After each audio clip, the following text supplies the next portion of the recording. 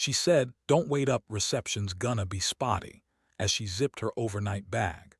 I was leaning against the fridge, holding a coffee I didn't really want, watching her fold a blazer she hadn't worn in over a year. I asked, "Leadership retreat again?" She smiled. "Same cabin, yeah, no phones, lots of trust falls, you know the drill." I nodded, pretending I wasn't already running through all the inconsistencies. She hadn't mentioned the retreat until yesterday. And the last one was, what, March, April? I couldn't remember her saying much about it afterward. Then she kissed me goodbye. Quick. Perfume hit first, citrusy, sharp, not the one I'd gotten her last Christmas. I almost asked about it, but I didn't. Her phone buzzed before she walked out. It lit up on the counter. I caught it out of the corner of my eye, just a name. A man's name I didn't know, and two red hearts. I didn't move, just stared at it until the screen went dark again. She didn't notice. Or maybe she did. She just grabbed her keys, tossed a "love you" over her shoulder like a paper towel, and was gone. I stood there for a long time. The house felt, paused, like the air was listening. I didn't check the message right away. That's not who I am, or at least it was, but something kept tugging, a thread I couldn't ignore. I tried to distract myself. Did dishes, folded laundry, answered work emails I'd been avoiding for days. Still, every few minutes my eyes drifted to the counter, to her phone, the hearts, the name. By midnight I gave in. Her passcode was the same, my birthday. That almost made me laugh. I didn't have to dig far. The messages were pinned. Him, "I can still feel your breath on my collar." Her, "You make me feel like I'm not just functioning." I kept scrolling. Jokes, voice notes, pet names, not graphic but worse, intimate, too familiar, too tender. Then I saw it. "You make me feel seen, like I'm finally breathing." I'd heard her say that before, to me. The first time we sat on our first couch eating takeout off a cardboard box. She said it then, voice soft, eyes full. Now it was just typed, sent, to someone else. I didn't get angry. Not then. Just numb. Cold, clinical. I closed the app, locked the phone, and set it back down, same angle, same spot. The house was still quiet, refrigerator humming low, the clock ticking louder than it should have. I climbed into bed without turning off the hallway light, stared at the ceiling. The sheets on her side were still warm. She came back 2 days later, sun-kissed, happy, said the retreat was transformative, like she just stepped off a mountain and found herself. I stood at the stove making eggs I didn't want. She hugged me from behind. "Missed you," she said. I nodded, didn't turn around. "Glad you're back." She unpacked slowly, humming some song I didn't recognize. Same perfume, same glow, but she didn't ask how my weekend was, not once. That night she fell asleep on the couch with her phone in her hand. I didn't touch it, didn't need to. The betrayal had already settled in, quiet, heavy. I started wondering how long it had been this way, how long I'd just missed it. And what else I might have missed. We met on a Tuesday. I remember because it was raining and she was wearing shoes that didn't make sense for the weather, cream heels, open toe, already soaked. She laughed about it, said, "I make poor choices under pressure." I bought her coffee anyway. Back then, we didn't have much. I had just started subcontracting drywall jobs, driving a used Tacoma with the passenger window taped shut. She was finishing her master, living off student loans and caffeine. We split rent on a one-bedroom with exposed pipes and a heater that only worked if you kicked it. It was simple, messy, real.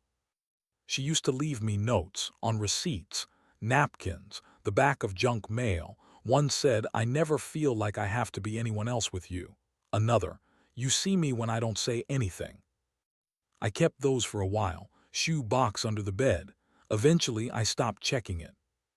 She used to curl up beside me after work, toss her legs over mine and say, "You're my quiet." I'd just nod. I wasn't great with words, but I always made sure she had clean towels and full shelves. That was my way of saying it back. Then time started doing what time does. It sped up. We got stable.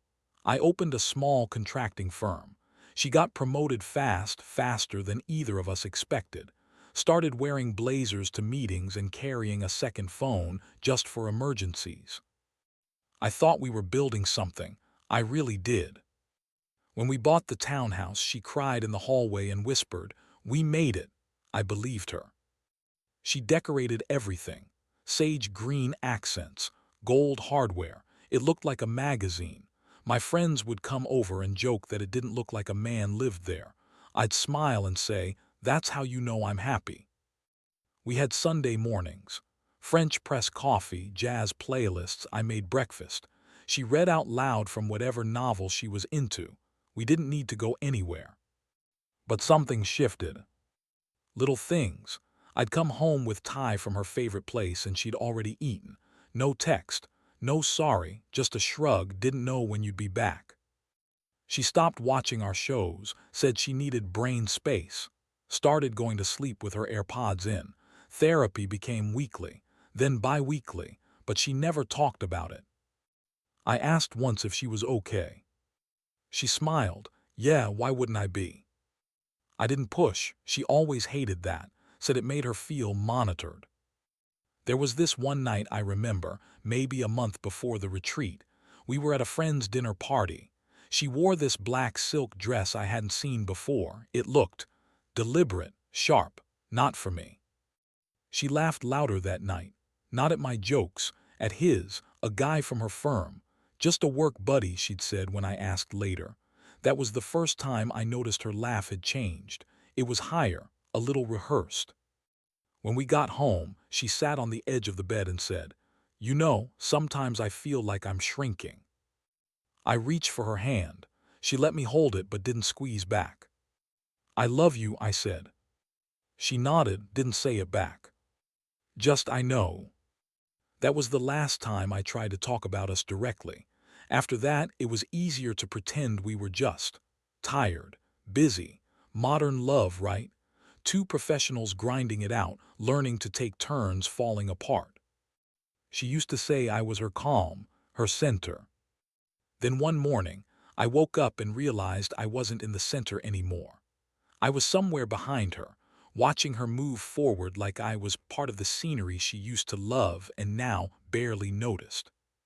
It didn't feel like heartbreak. It felt like paperwork piling up. Like forgetting your own birthday until someone mentions it. The thing is, when you lose someone slowly, you don't notice the silence. You just get used to filling it yourself. But now I was starting to hear it, really hear it. And it was louder than ever. She started speaking like a podcast. Growth requires discomfort. Not all partnerships are meant to last a lifetime. Maybe we're just not aligned energetically right now. I used to get full sentences. Now I got bumper stickers. It started with little things too little to call out, like the fact that she stopped setting her alarm and just used her watch to wake up, quietly, without me. Or how she started showering at night instead of in the morning. "It helps me unwind," she said, but it also meant I stopped seeing her in the bathroom mirror, brushing her teeth next to me, stealing my razor to do her ankles. Those shared moments just disappeared. I asked once if we could go away for a weekend, just us, somewhere small, cabin, no service, like we used to. She blinked like I'd asked to fly to the moon. "Maybe," she said. "Let me check the next window. Q4 been brutal." Q4, that's how she talked now, like I was in a meeting. The next day she came home with a new coat. Wool, dark gray, belt at the waist. Subtle logo, not cheap. I noticed things like that. Tags cut out. Bag already gone, like she didn't want me to ask how much it cost. She never used to hide receipts. One night I heard her talking on the balcony. I didn't mean to eavesdrop. I just opened the fridge, heard her voice floating through the glass. Laughing, but soft, the kind of laugh you use when you're trying not to wake someone. She came back in 5 minutes later. I was sitting at the counter. She smelled like eucalyptus and something else I couldn't place. "Who was that?" I asked. She looked caught off guard for a second, then reset. Just Maya, she's going through it again, exhausting. She sipped water, didn't elaborate. I nodded, pretended to believe it. But Maya texted her the next morning. I saw the preview while we were packing for the gym. "Wait, you were on the phone with Maya last night," I said. She paused, only a beat, but it was enough. "Oh, that wasn't last night. That was Tuesday, I think. You're mixing things up." I was, but I let it go. I started journaling around that time, not because I'm the reflective type, but because she once said, "You're losing track of reality." And the way she said it, like I was some unreliable narrator in my own life, made me question myself. So I wrote things down, timestamps, phrases, outfits, moments. The way she changed her laugh from mine to his.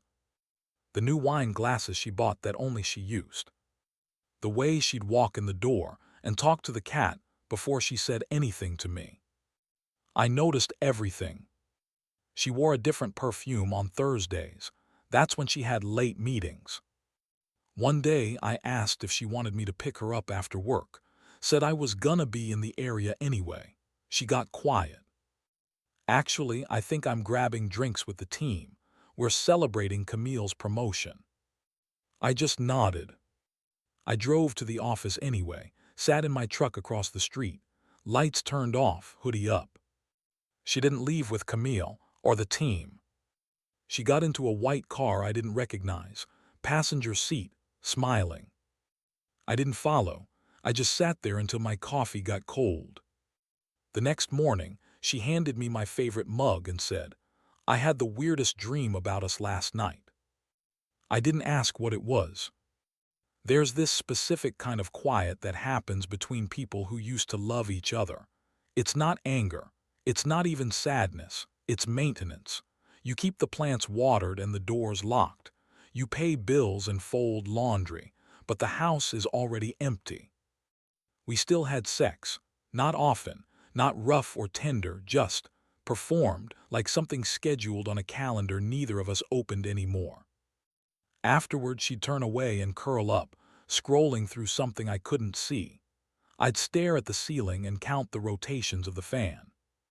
I started thinking about what I'd say if I confronted her, practiced the lines in my head, even in the shower. But each time I pictured her face, calm, practiced, rational, telling me I was wrong, that I was being insecure, that nothing was happening. And I didn't want to hear myself apologize for feeling it. So I didn't say anything. I just started watching the weather change inside our house, subtle, chilling. Like the way fall arrives, not all at once but leaf by leaf. She was in the shower, humming something off-key. The melody didn't sound like anything we used to play. That's how far gone we were, even the background noise had changed. I wasn't looking for anything, not consciously, but the taxes were due and she usually kept the forms on the laptop. We shared it. No passwords, no drama, at least that's what I thought.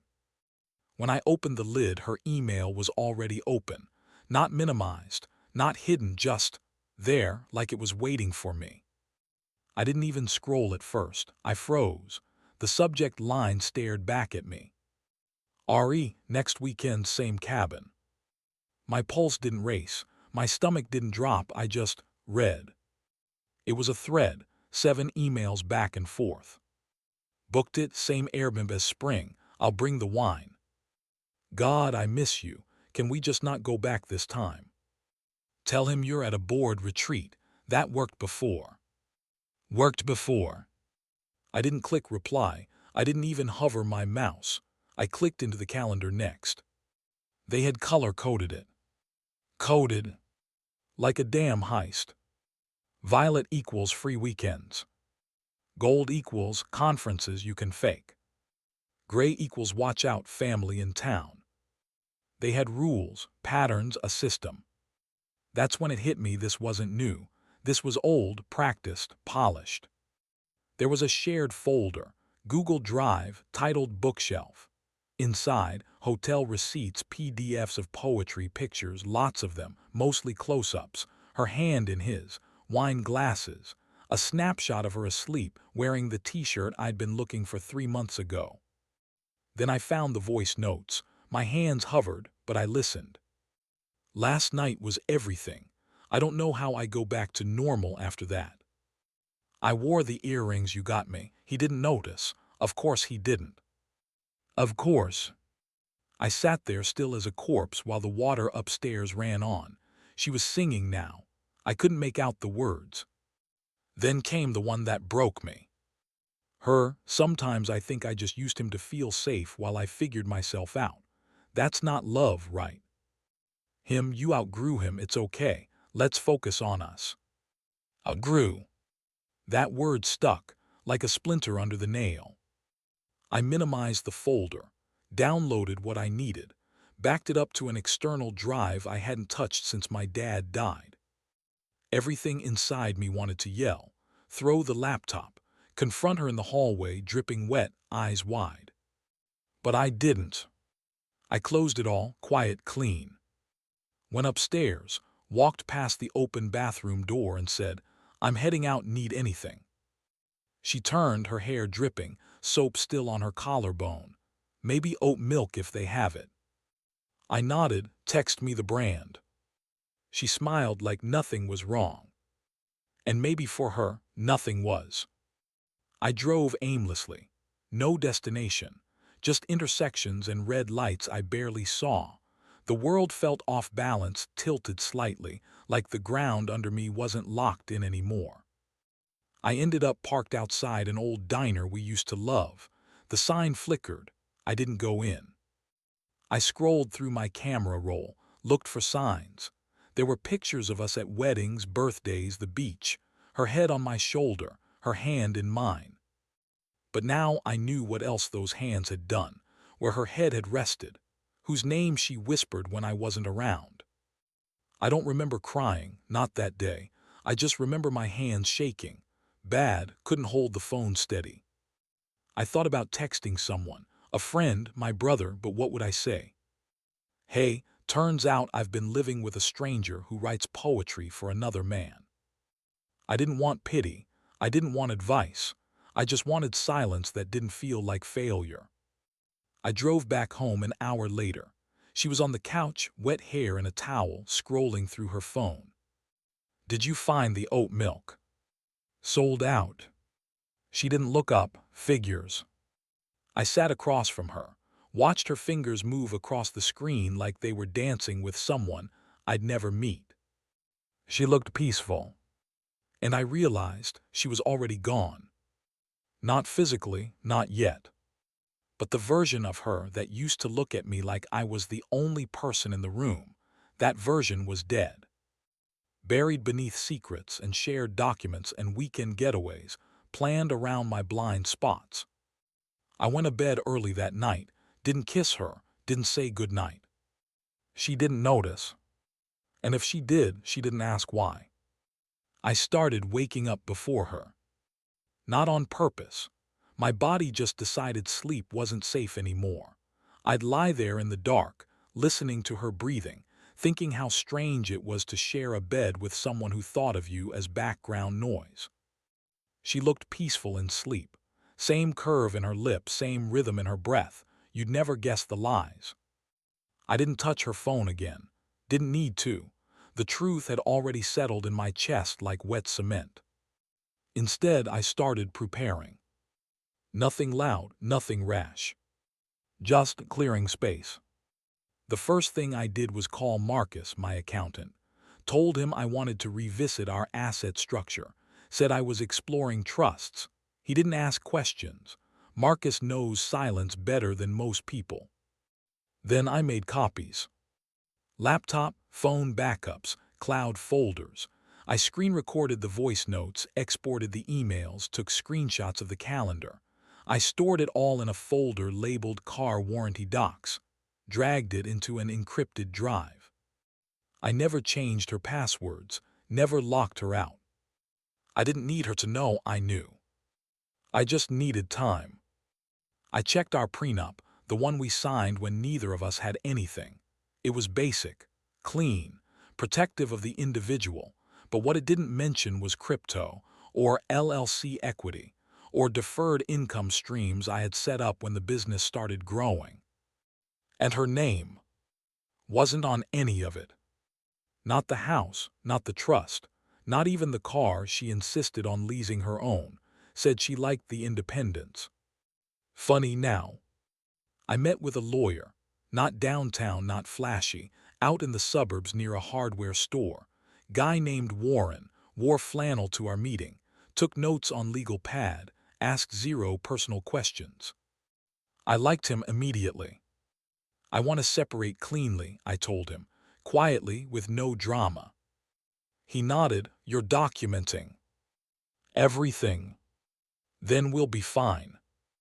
I walked out of that meeting lighter, not happy, not victorious, just aligned, like I'd stopped bleeding and could finally stand still. At home, I kept things normal. She'd come in late, say something about traffic or dinner with coworkers. I'd smile, ask about the menu, offer to rub her feet. Once she looked at me sideways and said, "You've been really chill lately." I shrugged, trying to focus on peace. She smiled, I like that. Of course she did. She didn't know it was the kind of peace that comes after surrender, after the final breath of something you loved. One night I watched her brush her hair in the mirror, wearing that navy robe I bought her for her birthday. She was humming again, always humming lately. I stared at her reflection. She caught my eye and said, "What? You look good tonight." She tilted her head, almost suspicious. "Thanks." I went back to folding laundry. She had no idea. That was the worst part, how easy it was to fool her once I stopped loving her out loud. I started keeping a planner, not digital, a real one, leather-bound, dated. I logged everything, not to track her but to protect myself. Couples therapy session, canceled by her, noted. Financial conversation, avoided, noted. Anniversary gift, forgotten, noted. I let her dig the hole. I just marked the depth. She started spending more time at yoga, left her mat in the trunk, never used. Once I followed her, not close, just enough to watch. She parked near a condo complex, walked in through a side gate with her gym bag, stayed 3 hours, came out smiling, hair freshly tied. I didn't follow up, didn't need to. The more she drifted, the clearer the exit became. I stopped initiating anything, conversations, contact, eye contact. I was still warm, still polite, but vacant. She noticed, asked if I was okay, said I seemed distant. I looked at her and said, "I'm fine, just adjusting." She didn't ask what to. That told me everything. One night she sat next to me on the couch, leaned in, rested her head on my shoulder, said, "I miss us." I didn't respond. I didn't push her away either. I let her lie there thinking I was still hers. And in that moment, I made peace with something awful. I had become a ghost in my own marriage. And she was haunted by nothing. So I started the countdown. 2 weeks after she told me she missed us, I had the papers ready. I didn't send them yet. That wasn't the point. The point was control, quiet control, mine. I moved the business accounts first. Nothing shady, just smart. Cleaned up the ownership structure, finalized a deal I'd been slow rolling with a client in Vancouver. Delayed the invoice until it landed in the new trust account. She wouldn't see $1 of it, and she wouldn't know that until it was too late. Then I reviewed everything again. House title mine, investment property, purchased through the LLC, retirement account split by age but the contributions over the last 3 years, mostly me. She always liked saying, "We're building something together." She never asked who was laying the bricks. I let her keep thinking we were co-owners of a life. Then I met with Warren again. Flannel, legal pad, same no-nonsense face. Prenup solid. She can fight it, but she'll lose. Your asset moves were all legal. You're exposed on the shared account, but that's pennies compared to the rest. I nodded, then I'm ready. She gonna see it coming. No. He slid the papers across the table. I'll prep the service. Your call on when. I took them home, put them in the safe behind the water heater. She never went down there. That night she came home late, said she had drinks with Camilla from work. I smiled, asked if it went well. She said, "It's funny. I told her how much calmer things feel with you lately." I raised an eyebrow. Calmer? Yeah, like you're not so reactive anymore. It feels lighter. Lighter? As if my silence was healing us. She kissed my forehead, said she was proud of me for working on my emotional maturity. I wanted to laugh, but instead I asked if she was free next weekend. Thought we could drive up to Big Bear, clear our heads. She looked surprised. You're suggesting a weekend away? Yeah, just us, you and me. She said she'd check her calendar. I already knew it said Airbnb Violet. She left her phone on the counter again that night, maybe by accident, maybe because she thought I'd stopped looking. I didn't touch it, didn't have to. The next morning, I scheduled the process server. Monday, 1:00 p.m. I picked the restaurant where she said she'd be. She told me about the lunch plans weeks ago. All women, strategy division bonding, can't miss it. That's why I picked it. I packed her things the night before. Not all of it, just the symbolic pieces. The photo from our trip to Seattle. The candle she lit every night. The gray hoodie she used to steal from me. I placed them in a box by the door. When she woke up, she asked what it was. Donation pile, I said. Old stuff I don't wear anymore. She didn't question it. Monday came. I worked from home, listened to the silence in the house, the ticking of the wall clock, the birds outside the window. At 1:14 p.m. my phone buzzed. Unknown number, served successfully, she signed. She texted me 30 minutes later. What is this? Tell me this isn't real. I didn't reply. 10 minutes later. Are you kidding me right now? At my job. Still nothing. Then a phone call. Declined. Then another, straight to voicemail. I waited, let the silence hold. By 3:30, I got a longer message. I don't understand. We were fine. You said you wanted to go away together. Why didn't you talk to me first? This feels cruel. I thought we were okay. Please, can we talk? I turned my phone over, left it face down on the desk. I sat with the weight of it all. Not guilt, not really. Just the gravity of the move. Years of erosion undone in one letterhead and a signature. When she got home that night, her eyes were red, but she didn't speak. I watched her walk to the kitchen, grab a glass of water, and stare out the window. She didn't ask why, she already knew. She didn't scream, didn't throw anything. She just stood there, quiet, small. For the first time in years, I saw her unsure.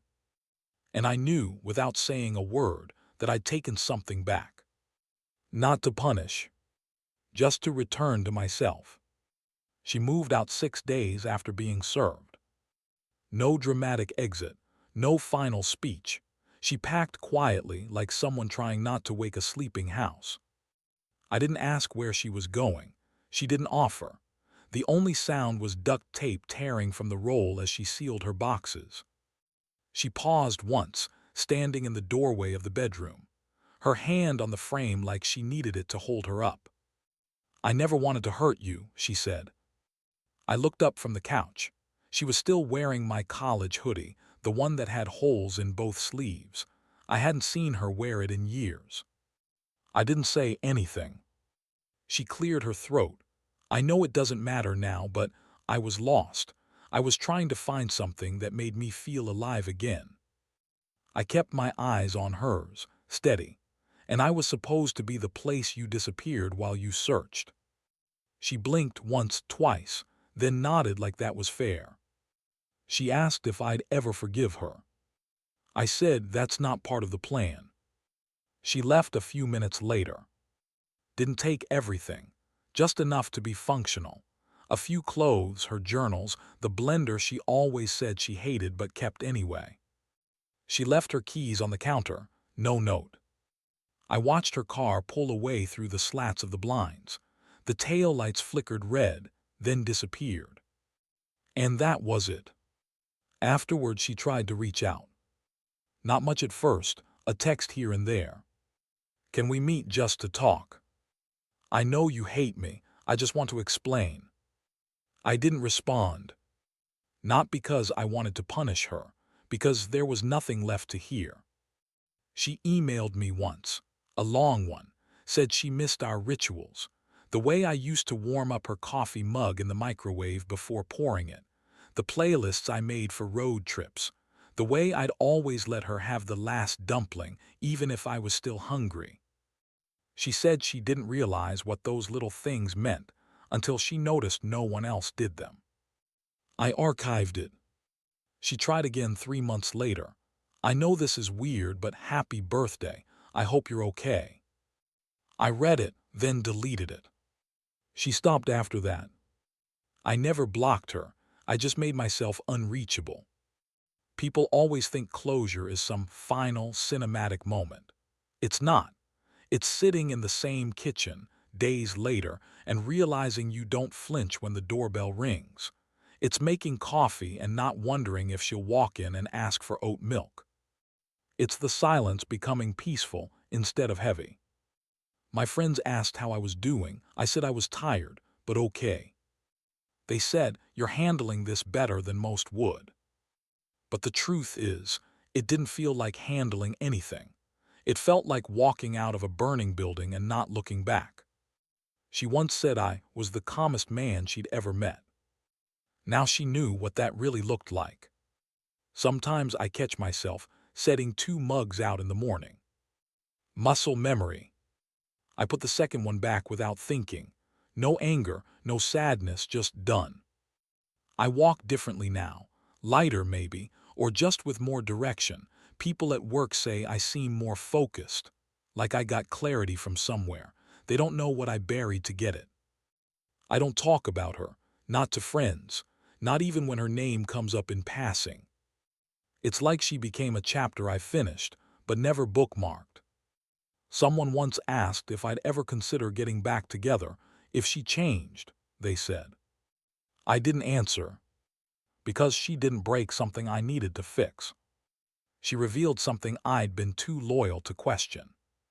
She was gone long before she packed that suitcase. The real leaving happened in pieces when her smile stopped reaching her eyes, when she started saving her best stories for someone else, when my presence became background noise she could mute. The truth is, I stopped being mad weeks before I filed the papers. I just got quiet still. Stillness is where the truth gets loud. I kept the Seattle photo, the one from our trip, not because I miss her, but because I want to remember what it looked like when things were real, even if just for a while. Some people stay in your life like fingerprints on glass, faint but there. She doesn't haunt me, but she doesn't get to keep me either. People mistake silence for weakness. It's not. It's a strategy, it's peaceful, it's power with the volume turned down. I didn't destroy her. I didn't expose her. I didn't burn the house down or shatter the glass. I just took the keys off my ring and walked out the front door. And I never looked back. This is Revenge with Camden. If you've ever been betrayed by the person you trusted most, hit subscribe. You're not alone.